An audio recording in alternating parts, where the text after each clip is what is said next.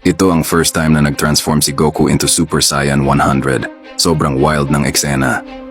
Tanging ang King of Fighters at ang Grand Priest sa battle forms nila ang nakapush kay Goku sa level na to. Sa araw na yon sa palace ng King of Fighters, hindi sila masaya na si Goku ang main character kahit mas malakas sila. Kaya nagdesisyon ang Grand Priest at King of Fighters na tuluyan ang alisin si Goku. Walang hesitation, nag-transform agad ang King of Fighters sa battle form niya. Pinag-isa ng King of Fighters ang dalawang bodyguards niya sa katawan niya at lumabas ang tunay niyang form. Samantala, ang Grand Priest hindi na rin nag-hold back. Tumayo lang siya at unti-unting nilabas ang full power niya. Sumabog ang aura ng Divine Freedom, simbolo ng Angels.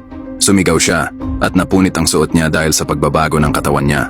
Nababalot ang buong palace ng napakalakas na aura. Ilang sandali, lumabas siya na mas muscular at mas intense. Nag-combine ang dalawang top fighters at sabay nilang inatake si Goku. Akala nila sapat na yung aura nila para tapusin si Goku. Pero gaya ng lagi, sa desperate situation, mas lumalakas si Goku. Nagising ang Primal Saiyan genes niya at bigla siyang naging Golden Great Ape. Iniwan niya ang Ultra Instinct na tinuro ni Whis at nilabas ang pinakaraw na Saiyan Power. Nagulat si Whis. Akala nila mawawala sa control si Goku pero mali sila. Dumating na ang Super Saiyan 100.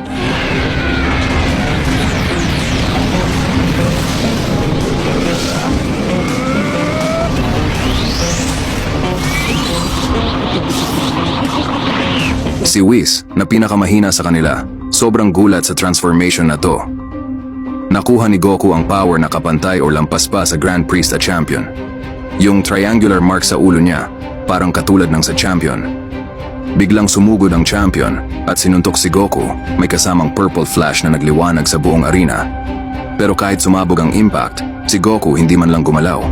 Dito na kinabahan ng Champion, napagtanto niya na wala siyang laban.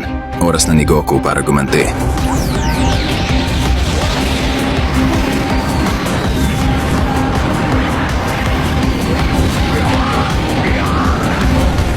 In-extend lang ni Goku ang isang daliri at bahagyang tinap si King of Fighters. Pero yung energy na lumabas halos ikamatay niya. Nagulat si Whis sa sobrang lakas ni Goku. Nang mawala ang alikabok, makikita ang King of Fighters na sugatan. Halos hindi na makatayo dahil lang sa isang daliri ni Goku. Dahil bagsak na siya, nagplano ang Grand Priest at Whis na sabay labanan si Goku. Sinabihan pa nila si Goku na huwag lumaban para maiwasan ang masamang mangyayari. Napatawa na lang si Goku.